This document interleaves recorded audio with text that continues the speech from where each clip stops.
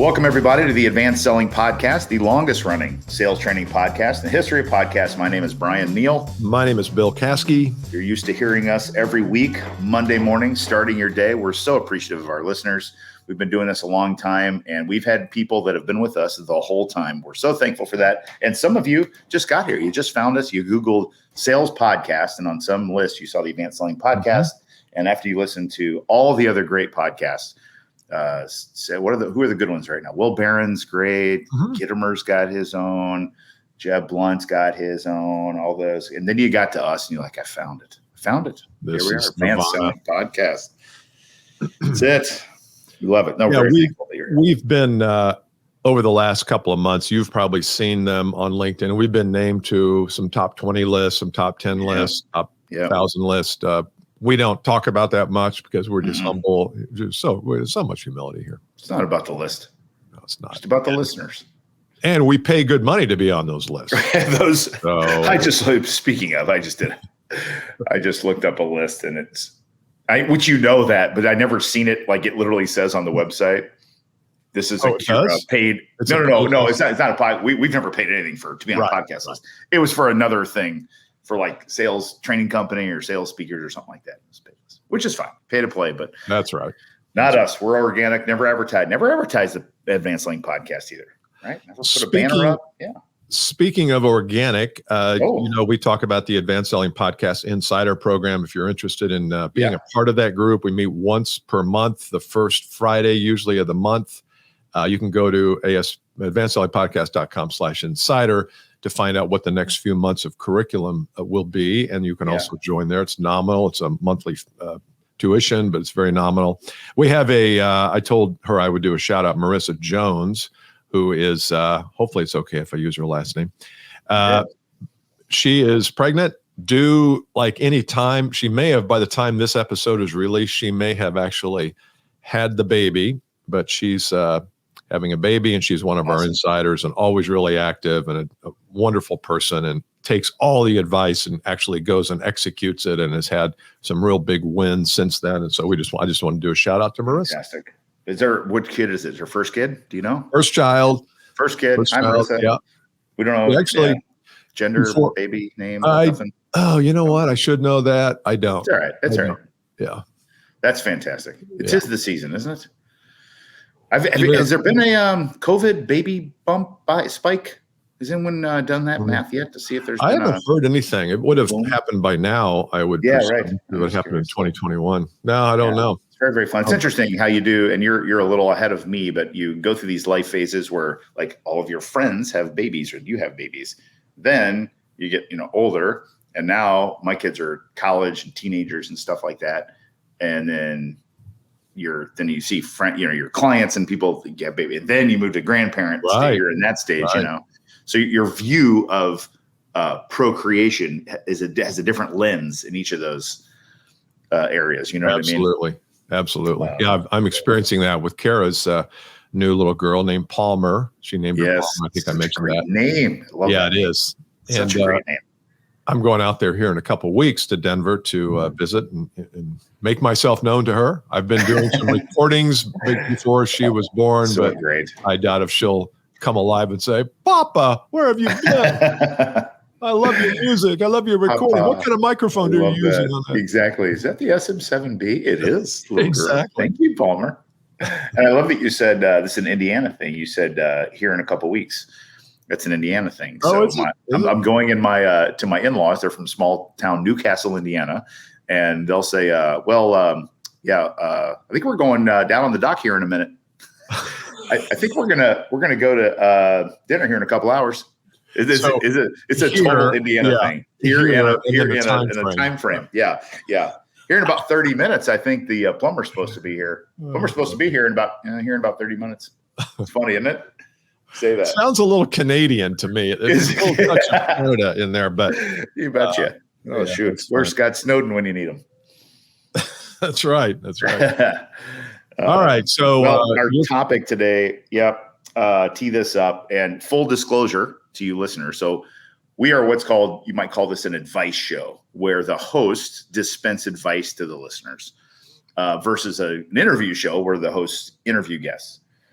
And we appreciate you all, trusting us with that. Well, this topic we're going to talk about today, I'll speak for myself. I think Bill's in this camp. We would not say we are yet experts in this topic. And the topic is AI/Chat GPT.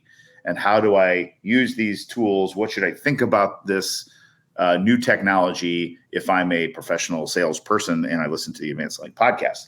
So we thought in this episode, we're just going to give you our take on how we view these technologies, what we've been doing, both, as individuals, just like business owners, but then also as salespeople. And then anything we've learned so far, just to talk a little bit about it. So you start to get the wheels turning in your own world about how should I think about use Chat GPT and AI in your sales world. Mm-hmm. Mm-hmm. Don't. No, I'm kidding. Yeah. Yeah, I've not, here's where I land on it. I think any kind of new technology like this, whether it's the iPhone or whether it's a software package like Evernote or anything that's would cause you to say this is a technology advancement, I think we have to play around with. We can't be blind to it. We can't say, I want the good old days when I used to write my own letters. Maybe, just maybe, there's a way that you can use it to cut down the time. I see it more as a time saver than as some kind of big creative force where you just throw a question in and up pops a sales letter that's going to make you $40 million. I don't see it like that. Yes. I see it more as a ideation tool so that you can put something in and say, here, rewrite this, in a friendlier manner, or rewrite this in a more compelling manner. I mean, there's lots of different prompts you can put in. I think there's some good ideas that come from it, but I think we've got to temper our enthusiasm for it because it's not a savior tool. Right. It's just a tool. It's just a tool to help you ideate. Yes. I've seen, and I got into an interesting dialogue with a guy who's a sales coach. His name is Glenn Lundy. He works in the automotive business, but I was on his podcast and we had a really interesting discussion about it. He's a little bit more in the, I don't know what you would call it, a little in the fear camp. There's some people that are afraid this technology is going to end the world. And then some are massive optimists around a technology like this, like, oh, this is going to be game changing for me, life changing, that sort of thing. So I would err more on the side of the optimistic side of a tool like this. And I think a lot of people get either scared of it.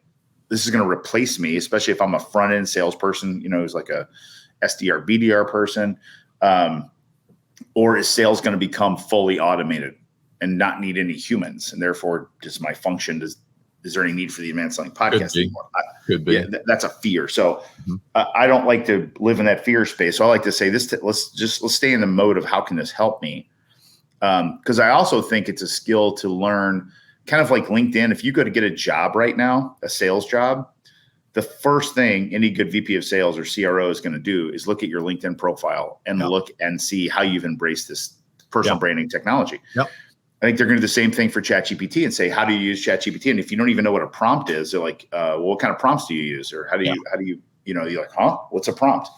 And so I think self-education is really important here, and just embracing, like, let's see what this could be. No, that's a great thing you just said there about LinkedIn. It's like when the hiring manager goes to your LinkedIn feed, or anybody goes to your LinkedIn page, what do they see? Yeah. And if they've seen that you haven't posted jack in the last 6 months, then what are you fooling around with ChatGPT for? You're not you aren't using the technologies that we have in front of us. And I'm not citing anybody here, but generally, you're not using what you have. So now you're going to run after this. Well, maybe you should be posting on LinkedIn 2 or 3 times a week, writing, get your writing chops ready, shoot video, so that then when ChatGPT comes along, you kind of know what you want. If you just start using it, it will frustrate you, and you're going to be 5 minutes in and say, "Oh, this is a piece of crap." No, it's not a piece of crap at all. It's just you're not putting in the right prompts, which is, like you said, that's the magic key. What are you asking it to do? It will only follow directions. It's not going to do it on its own. So, and if you go to, like, just to get started, you just Google ChatGPT and you'll be able to sign up for an account there. And remember when Google came out, it was just like this box, and it's similar to that. And you have to prompt it. And then you can just ask it to do anything. And it's not a search engine. I think some people are so used to looking for things. That's what Google does. This is more of a writing, creating sort of tool. And so think about, to Bill's point about how can I, as a professional salesperson, help myself. You think, boy, I struggle sometimes to write LinkedIn posts, or I don't know what to write. Yeah. Well, it will write for you. The easiest thing, people ask me, how am I using it? So we teach this tool called the Question Bank. We've put it on the podcast before. So it's a place to store sales questions that you can use to prepare with and that sort of thing. If you go to Chat GPT and say, please give me 75 strategic sales questions to ask on a business-to-business sales call, and hit enter, it will populate 75 questions in about 20 seconds or less. Mm-hmm. So you don't need to like think, what should I ask on a sales call? It'll give them to you as an example of an easy use case for that. I learned a little trick, and this is not a trick, but everywhere I read for prompting, like you said, Bill's the trick, the essence of being a good prompter is the essence of using ChatGPT well. The more research I do, this keeps coming up, is when you go to prompt ChatGPT, you need to tell it what it is before you prompt it. Yeah. So you tell it, you say, you are a copywriter for a consumer goods advertising agency, helping me write copy for a product launch. Yeah. You tell it what it is, then ask it what to do. Tell it what it is, and then ask it what to do. Or you are a sales coach, or you are a account executive in the medical device arena, that sort of thing. Mm-hmm. You hear my dog barking? I do hear that. Super professional. First time. It's great. Yeah, we've been podcasting long enough to where we can do shit like that. We've been podcasting long enough we can do stuff like that, and it doesn't matter. Yeah. See?